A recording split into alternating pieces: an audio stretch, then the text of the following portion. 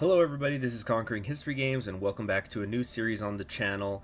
It is going to be Stellaris with the new Distant Stars DLC that was generously given to me for free by Paradox Interactive. Thank you very much for that.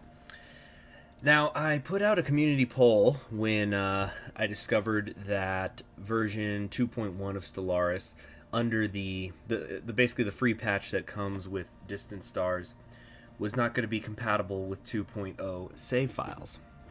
And you all quite overwhelmingly voted for me to just move on to a new series, so those of you who are watching the Holy Insurance Clergy, my apologies. But I think that this is going to be a lot of fun, and I'll even tell you guys right now, we're going to force the Holy Insurance Clergy to spawn, so we are going to see them again. So you might be noticing I've got a ton of different new civilizations that I've made here, because I wanted to play not just one custom nation in this particular series, but I wanted to have several other custom nations out there as well. And I'm going to be basing these different nations on the writings of Robert Heinlein, or Heinlein, depending on who you ask. So I'll probably say Heinlein and Heinlein. I'll probably say both over the course of this. You see, I'm a huge fan of his work. He's my favorite science fiction author, bar none. And so I've made several civilizations based on his works that we're going to go through right here. First off, let's talk about the one that everybody knows, the Terran Federation, aka Starship Troopers. So I have made these guys. By the way, there's going to be another video coming up either later today or at the latest tomorrow of this campaign. I know, and after that, then it'll go to weekly, but it's because this video is going to be talking a lot about who these different civilizations are. So we've got the Terran Federation here. These are like kind of little just passion projects, and I'm probably continuously be working on them, giving them longer and longer names, things like that, descriptions, what they do. But for right now, let's take a look here. The Terran Federation, I've made them purple and black because the copy of Starship Troopers that I used to own, actually it got destroyed. I need to replace that, but it was it had a purple and black motif on it, so that's what I've gone with here. And I put the eagle because those of you who've seen the Starship Troopers movie, the Federation has that eagle in the middle of their flag. Although I didn't want to go with the blue and green motif, because the Gekota already used that motif, and I don't want the same colors everywhere. So they are a citizen republic, and you know what, they are a citizen republic. It's not really an authoritarian regime. They just use authority, if that makes sense. But it is a citizen republic where full citizenship can only be gained through military service. That's exactly what Starship Troopers is. Under the Terran Federation, if you want to hold office or vote, you have to serve some time in the military. That's what makes you a full citizen. I've also expanded on that, as we see here. Citizen service. Are you doing your part? Full citizenship and the political responsibility that comes with it is limited to those who have served a tour of duty in the military. Service guarantees citizenship, and I'm willing to bet that that writing is exactly based off of Starship Troopers. They've also been given a nationalistic zeal. A strong sense of nationalistic pride permeates all layers of the society. So they are xenophobes. They can purge aliens. Starship Troopers is about them fighting bugs, who I'll talk about a little bit later. So they're xenophobes. They are militaristic, of course. The mobile infantry and such. It's a very militarized society. You can't vote unless you've been in the military. And I decided to go with materialist for them. I was thinking about making them fanatical xenophobes, but I think materialist is a little bit better because I think it works with the concept of the technology that they make, so we've gone with that. We've made them strong. They have a very low,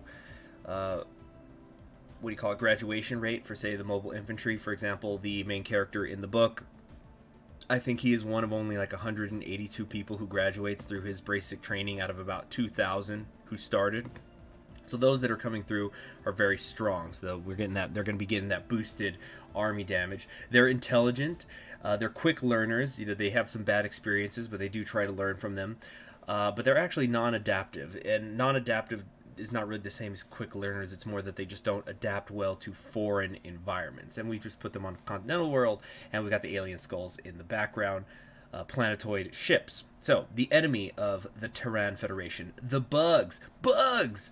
I've made them a ravenous hive, a devouring swarm, and with pooled knowledge, they're a gestal consciousness, rapid breeders, so there's going to be lots and lots of bugs to kill. They're extremely adaptive, so they're going to be able to inhabit almost anywhere. Of course, they're hive-minded, but they are repugnant. They're very ugly. And incidentally, I decided to go with this bug. Now, there's different types of bugs, like you got the brain bugs and things like that, but I decided to go with these because they got all the extra little limbs and stuff.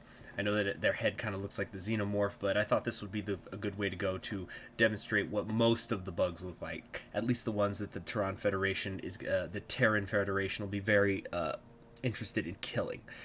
So they're repugnant, of course. They're absolutely disgusting, and they're also weak. I decided to make them weak because while I'm physically, one bug can beat a human in hand-to-hand combat, the human's probably going to bring a gun. So we went weak because they don't really have those sorts of tools. So their army damage is going to be lower. They're going to be focusing on swarming, really. And they're also slow learners. Even though they have their brain bugs, they're not quite as clever as humans, I've decided. So these are the ones that are based on the book Starship Troopers. Now, the other three that I've made are going to be based on the works of, basically the Methuselah's Children's books, and Time Enough for Love. But mostly Methuselah's Children. And to explain that, we first have to talk about this, the Great Diaspora, the Howard families. Now, I actually wrote out a pretty long description for them here, so I'll just read it out. The Howard families are the collective name given to the results of a human longevity project begun in the late 1800s on Earth. Of course, this is all based on Heinlein's writings. This is science fiction. Their namesake, Ira Howard, was a Victorian-era millionaire who began to die of old age while only in his 40s. As he was dying, damn it, I've got some typos, Ira Howard created a foundation dedicated to discovering the means to prolong human life. Being quite successful, the Howard families have become not only a particularly long-living subset of humans, they have also shed many of the taboos of other humans far more rapidly. And so on and so forth, and I'll talk more about them in detail. But the main thing that you need to know is that these are the Howard families. They live for a very long time. I'm going to go over why it shows all of these things, but the other two are based on people who the Howard families met when they went into space. I'll talk about why they went into space later. But basically there's an incident where they leave Earth and they go out into space, and the first people they run into is the Jok'Aren. So the Jok'Aren they live on a habitable world for humans. They're humanoid looking, but not quite 100% human. And they live on an Earth that's practically a twin of planet Earth, so that's why I've just made it a continental world. Now, I've called this continental world Krill. Incidentally, we've got Terra over here, and then Klendathu is where the bugs live. They're arachnids. The bugs is what we're just calling the Empire as a whole, or the Hive as a whole, but the species is called arachnids for right now. And then you got the humans, of course, here. Anyway, back to the Jok'Aren religious front. So the Jok'Aren people were discovered by the Howard families during their exile from Earth. They were incredibly advanced in science and math. They also worshipped unseen gods that lived in their temples. So basically the Jok'Aren they're extremely technologically advanced. It astounds the Howard families when they visit, and everybody's having a good time. It seems like a good place for everybody to live. Except the Jok'Aren eventually say, if you want to continue to live here, you have to worship our gods. So the Howards just go, okay, let's play this little game. We'll pretend to worship their gods. And the Jok'Aren say, well, our gods live in temples. We have several different temples, and we want to take one of you in there. And so the Howards send in somebody, and the guy comes out, and he can't comprehend what he has seen.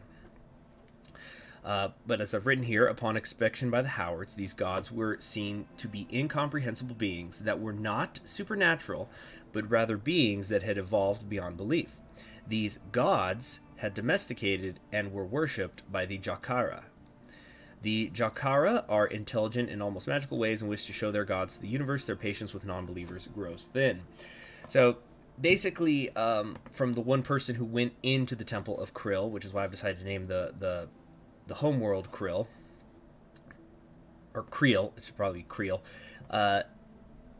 He was quite insistent that they were not gods living in the temples, but that they were super evolved beings. Basically, you can think of this like the Morlocks in Time Machine, where you have these domesticated creatures that are working for bigger brain things. In some ways, you could also compare them to the bugs, where you've got the regular arachnids, and then you have the brain bugs that run the place. So I've decided to create the Jokeren Religious Front. They have a holy tribunal. They're oligarchic. They are life-seated, so their homeworld is a Gaia world. They have an exalted priesthood. They are authoritarian because the gods in there are telling everybody what to do, and they are fanatic spiritualists. They are also intelligent and natural physicists because they were very technologically advanced. Although the gods seem to bring something else entirely to the table. You see, when the Howards decided they weren't going to worship the gods, the Jokerans got very upset, but they rather mercifully did not kill them. But the gods of this planet made all of the Howard families move into the ships. Like, they actually floated up into the air and into their spaceships, and then they were thrown across the galaxy. So it's not like the ship turned on its engine and moved. Think of it just like you throw a baseball. Baseball doesn't have an engine. So they get literally thrown across space to the second home, which the Howards, second planet, which the Howards explore, which I'll talk about in a minute. But the Jokeren are very intelligent and natural physicists, even though they're basically slaves to their gods. They're also conformists, which I think is self-explanatory. But they're sedentary, though. They don't really migrate very much, and they're non-adaptive, so they don't really want to go out there into the rest of the world. They're just happy on their perfect little planet that they've made, worshiping their gods, but they also want everybody else to worship them as well.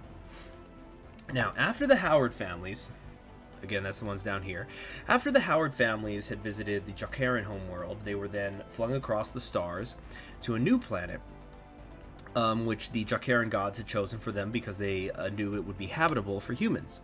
And it is here that they met the Little Ones, sometimes called the Dog People, although there's no dog thing. Anyway, they're kind of furry creatures. So, the Little Ones were encountered by the Howard families after being sent to the Little Homeworld by the Jokerans. The Little Ones were a hive mind who pooled their knowledge to create a gentle, non-hostile world. However, their ways created a sense of unease among the Howards. So, of course, they're hive mind. Now, what begins to happen is the de facto leader of the Howard families was a man named Lazarus Long. Lazarus Long held the title of Elder, which is given to the member of the Howard families that is the oldest. By the time the events in this book are happening, he's over 250 years old. I'll talk a little bit more about how they lived so long later. There's a lot to cover here. Incidentally, definitely check out these books. Love Methuselah's Children, so good. A lot of Heinlein's work is good. So Lazarus Long feels really uncomfortable with the whole hive mind concept, but everybody else is kind of happy because they're just living in this beautiful world, and the Little Ones are providing everything that the humans could possibly need. They even have trees that grow fruit, essentially, and then that fruit can taste like whatever you want it. They're like, it's like you're living in Willy Wonka's chocolate factory, except it's anything. So it's like, oh, I want ham. Oh, I'm gonna bite this thing that looks like an apple and it's ham. It's stuff like that. It's crazy. And Lazarus Long, this is a little demoralizing to him and to some other people because they're meeting these other creatures in space that are so far advanced beyond humans, and they feel it's turning them. There's no struggle, there's no strife, and Lazarus Long loves to struggle. He likes to be pushed to do things, and he's not sure if he's comfortable with the idea of just lazing about, having a picnic for the rest of his life, which could be a very long one. But anyway, tensions increased after a human body was grotesquely modified in the womb by the Little Ones to be more efficient. You see, the Little Ones, they were saying that they wanted to help the Howards. And so they mutate the baby of a woman while it's still in uterus.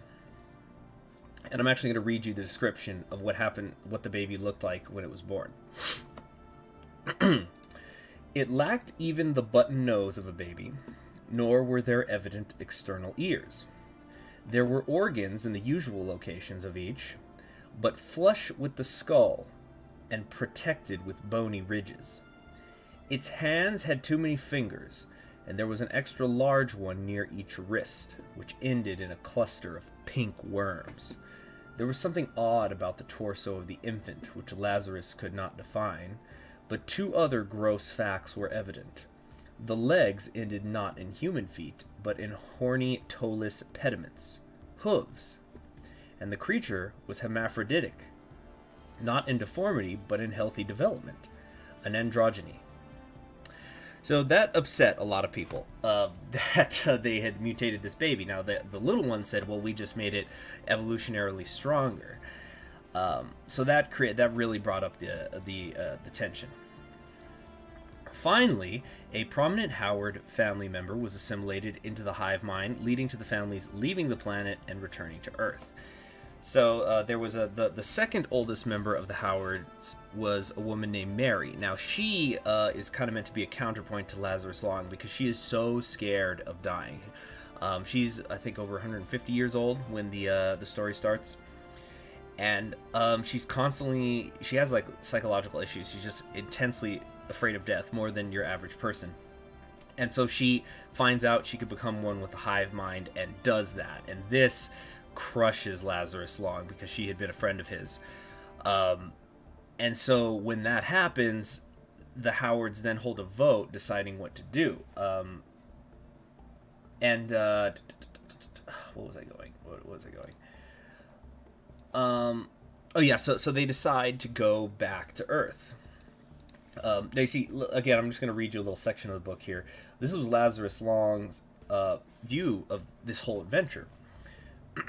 It would have been a more human, more mature, and manly thing to have stayed and fought for their rights, even if they had died insisting on them. He's talking about back on Earth. Instead, they had fled across half a universe looking for a place to light. They had found one, a good one, but already occupied by beings so superior as to make them intolerable for men, yet so supremely indifferent in their superiority to men that they had not even bothered to wipe them out, but had whisked them away to this over-manufactured country club. And that in itself was the unbearable humiliation. The New Frontiers, that's the name of the ship that the humans were flying on.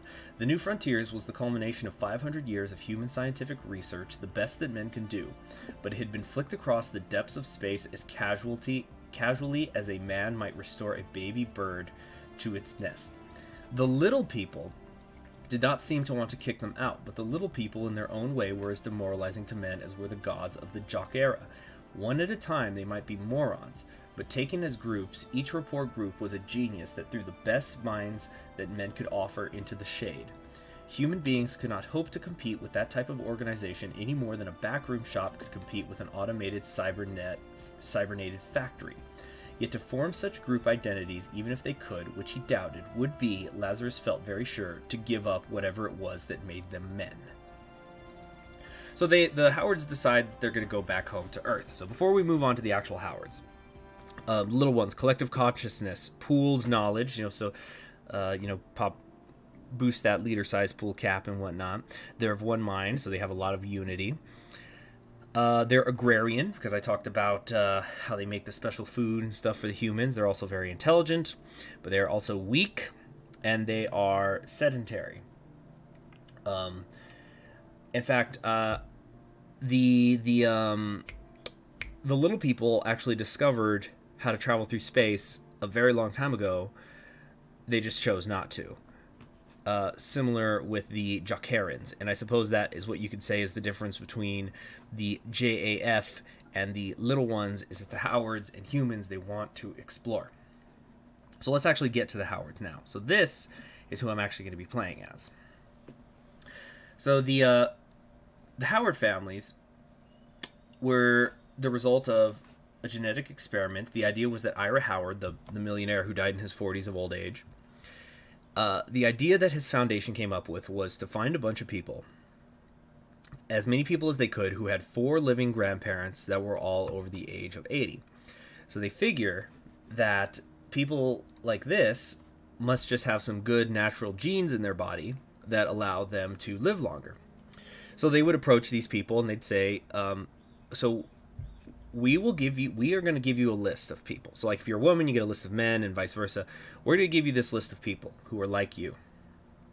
They've got grandparents that are all living, and they're all over the age of 80.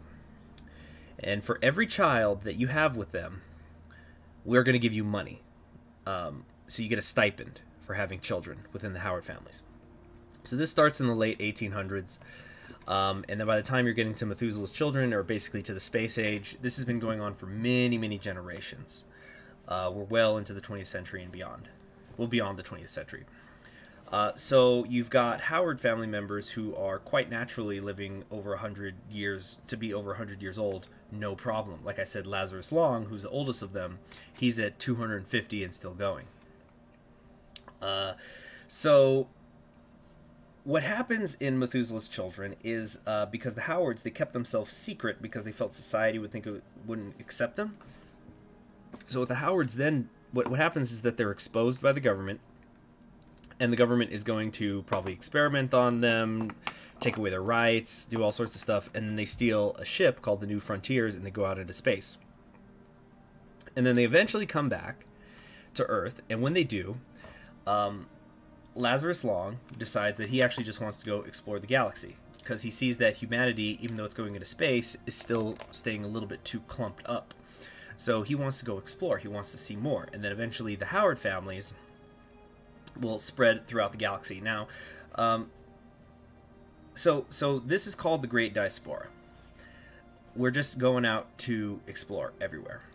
And let me talk about these traits and ethics and stuff. So they are the Howard families. They are human, but I'm calling them Howard families because they're kind of not human. They live longer. So it's oligarchic. The Howards would have like a family council, which made decisions for the families. They are a technocracy. A lot of scientists in the Howard families. A lot of smart people. Perhaps not very many wise people though. But they are a meritocracy. So this is just increasing my level cap and leader pool size, which is going to be good because of how long they live. They are xenophobes. They had some bad experiences with aliens. They don't like them. They're not fanatic about it, but they're upset. And they are fanatic materialists. Although it hurts, we must grow up and put aside our outdated notions of morality. There is no divine spark granting special value to a living mind. No object has any intrinsic value apart from what we choose to grant it. Let us embrace the freedom of certitude and achieve maximum efficiency in all things. Alright, so now we're getting into the traits here. So this was all about venerable. Leader lifespan plus 80 years, because that's what the Howard families are all about. They're all about living longer, living to incredibly old ages. So I had to get venerable, and then I basically worked from there. I've made them nomadic. It's the Great Diaspora. Humanity, we're reaching out to the stars. That's what the Howard families are all about. They're also deviants. They are rebellious in nature and constantly trying to challenge the status quo. They do argue amongst themselves a lot. They also don't really conform very well with most Earth societies. They're also considered deviants by many people.